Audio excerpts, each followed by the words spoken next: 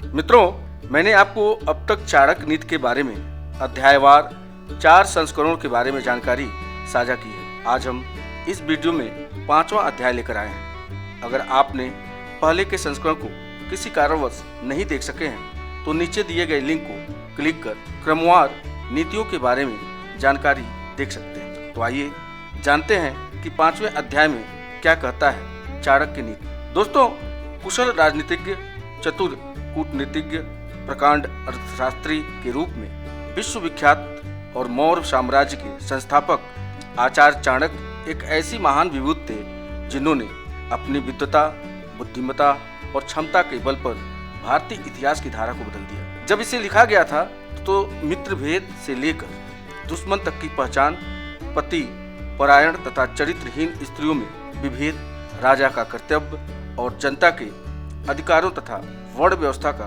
उचित निदान हो जाता था। जैसा कि हम आपको पहले ही बता चुके हैं कि महापंडित आचार्य चाणक्य की चाणक्य नीति में कुल 17 अध्याय हैं, जिन्हें हम क्रमवार आपको समयानुसार जानकारी साझा करने की कोशिश कर रहे हैं। मित्रों, चाणक्य नीति के अनुसार ब्राह्मणों को अग्नि की पूजा करनी चाहिए, दूसरे लोगों को ब्राह्मण की पूजा करनी चाहिए, पत्नी को पति की पूजा करनी चाहिए तथा दोपहर के भोजन के लिए जो अतिथि आए उसकी सभी को पूजा करनी चाहिए। सोने की परख उसे घीस कर, काट कर, गर्म करके और पीट कर की जाती है। उसी तरह व्यक्ति का परीक्षण वह कितना त्याग करता है, उसका आचरण कैसा है, उसमें गुण कौन से हैं और उनका व्यवहार कैसा है, इससे होता है। यदि आप पर मुसीबत आती नहीं है तो उससे सावधान रहें, लेकिन यदि मुसीबत आ जाती है तो किसी भी तरह उससे छुटकारा पाएं।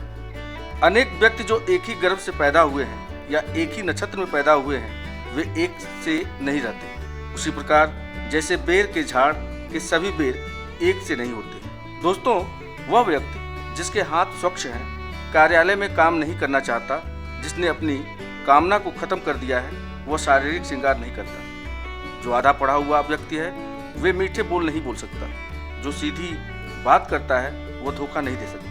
मूढ़ लोग बुद्धिमानों से ईर्ष्या करते हैं। गलत मार्ग पर चलने वाली औरत पवित्र स्त्री से ईर्ष्या करती है। बदसूरत और खूबसूरत औरत से ईर्ष्या करती है। खाली बैठने से अध्याय का नाश होता है। दूसरों को देखभाल करने के लिए देने से पैसा नष्ट होता है। गलत ढंग से बुआई करने वाला किसान अपने बीजों का नाश करता है। यदि सेनापति नहीं है तो सेना का नाश होता है। अर्जित विद्या अभ्यास से सुरक्षित रहती है। घर की इज्जत अच्छे व्यवहार से सुरक्षित रहती है।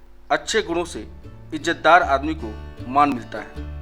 किसी भी व्यक्ति का गुस्सा उसकी आंखों में दिखता है। धर्म की रक्षा पैसे से होती है। ज्ञान की रक्षा जमकर आजमाने से होती है। राजा से उसकी बात मानने से होती है। घर की रक्षा एक दक्ष गृहिणी से होती है। दोस्तों, जो वैदिक ज्ञान की निंदा करते हैं, शास्त्र सम्मत जीवन शैली की मजाक उड़ाते हैं, शांतिपूर्ण स्वभाव के लोगों की मजाक उड़ाते हैं, बिना किसी आवश्यकता के दुख को प्राप्त करते हैं, दान गरीबी को खत्म करता है, अच्छा आचरण दुख को मिटाता है, विवेक अज्ञान को नष्ट करता है, जानकारी भय को समाप्त करती है, वासना के समान दुष्कर कोई रोग नहीं है, मोह के समान कोई शत्रु नहीं, क्रोध के समान अग्नि नहीं, स्वरूप ज्ञान के समान कोई बोध नहीं। दोस्तों, आगे की नीति में उन्होंने बताया, व्यक्ति अकेले ही पैदा होता है, अकेले ही मरता है, अपने कर्मों के शुभ अशुभ परिणाम अकेले ही भोगता है, अकेले ही नरक में जाता है या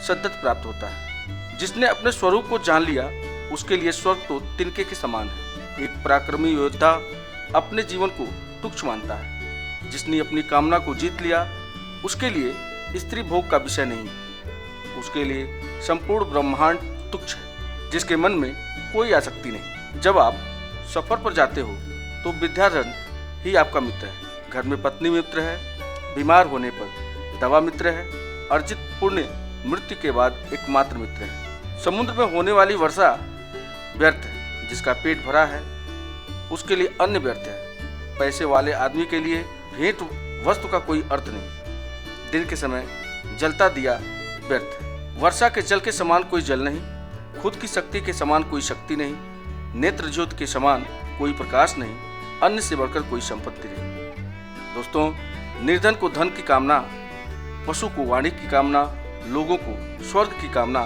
देव लोगों को मुक्ति की कामना होती है। सत्य की शक्ति इस दुनिया को धारण करती है। सत्य की शक्ति से ही सूर्य प्रकाशमान है, हवाएं चलती हैं। सही में सब कुछ सत्य पर ही आश्रित होता है। लक्ष्मी जो संपत्ति की देवता है वो चंचला है। हमारी श्वास भी चंचला है। हम कितना समय जिएंगे इसका कोई ठिकाना नहीं। हम कहाँ रहेंगे यह भी पक्का नहीं। कोई बात यहाँ पर पक्की है तो यह है कि हमारा अर्जित पुण्य कितना है। आदमियों में नाई सबसे धूर्त है, कौवा पक्षियों में धूर्त है, लोमड़ी प्राणियों में धूर्त है, औरतों में लंपट औरत सबसे धूर्त होती है। ये सब आपके पिता हैं, जैसे जिसने आपको जन्म दिया, जिसने आपका यज्ञोपति संस्कार किया, जिसने आपको पढ़ाया, जिसने आपको भोजन दिया, जिसने आपको भयपूर्ण परिस्थिति में बचाया।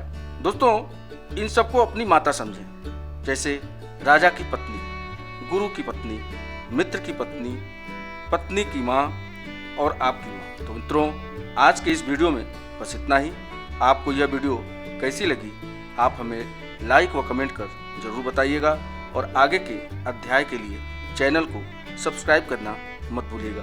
आपके बहुमूल्य समय के लिए आप सभी का बहुत बहुत धन्यवाद।